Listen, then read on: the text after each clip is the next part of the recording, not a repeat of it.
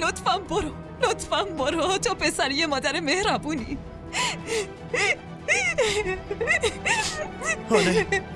حاله خوبی؟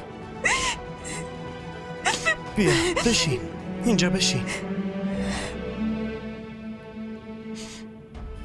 لطفاً از اینجا برو. میدونی حاله،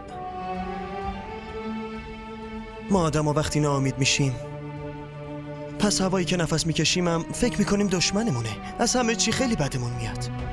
حتی میخوایم هر کسی که میخنده خنده هاشو ازش بگیریم، چون ما خودمون غمگینیم. اما وقتی انسان خوشحال میشه چی؟ پس همه چی رو واضح و به طور درست میبینه، مگه نه؟ من قبول دارم.